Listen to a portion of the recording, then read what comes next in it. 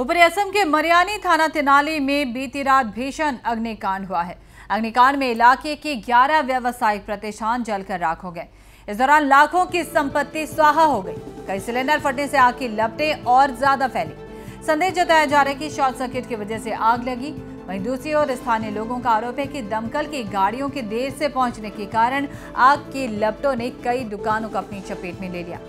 आग बुझाने के लिए यहां मरियानी के साथ ही तीताबर, टियक, बरहोला, आमगुड़ी और जोरहाट से भी दमकल की गाड़ियां पहुंची।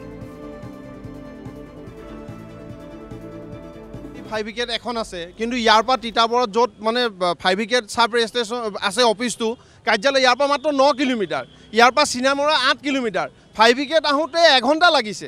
তাৰ কাৰণটো কি?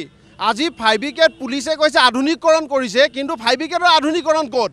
যদি এখন ফায়াৰ ব্ৰিগেড 9 কিলোমিটাৰ বাট আহোঁতে 1 ঘণ্টা সময় লাগে, ৰাইজে প্ৰচেষ্টা যদি নকৰিলেহেঁতেন আজি কিন্তু এই আৰু কিমান কাৰ ক্ষতি হ'লহেঁতেন নাজানো। ভগৱানে ইমানতে ৰক্ষা কৰিলে, তাকে বহুত আৰক্ষী তাৰপিছত আহি ৰাইজক খেদিছে আপোনালোক ইয়াৰ পৰা আঁতৰি যাওক। আৰক্ষীয়ে প্ৰথম কামটো তেওঁলোকৰ ফায়াৰ ব্ৰিগেডৰ যি ষ্টাফ আছে মাত্ৰ 2গৰাকী ষ্টাফ লৈ পিনে তেওঁলোক আহিছে ফায়াৰ ব্ৰিগেডখন লৈ জুই নুমাবৰ বাবে।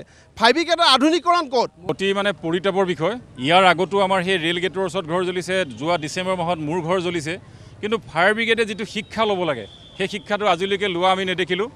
মৰিনী থানাৰ ভাৰপ্ৰাপ্ত আৰক্ষী বিষয়াজনে বিভিন্ন জেগাত ফোন কৰি আছে, কিন্তু এখন ফায়াৰ ব্ৰিগেড আহি অকণমান পানী মৰাৰ পিছতে পানী শেষ।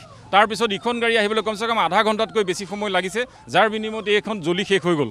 আমি আহি জুই জ্বলি থকা অকণমান দেখিছিলোঁ, কিন্তু এতিয়া ইয়াত একদম সকলোখিনি চাই। তো ইয়াৰ কাৰণে এই ফায়াৰ ডিপাৰ্টমেণ্টৰ যিটো বিসংগতি, এই বিসংগতি দূৰ কৰাৰ দৰকাৰ আছে।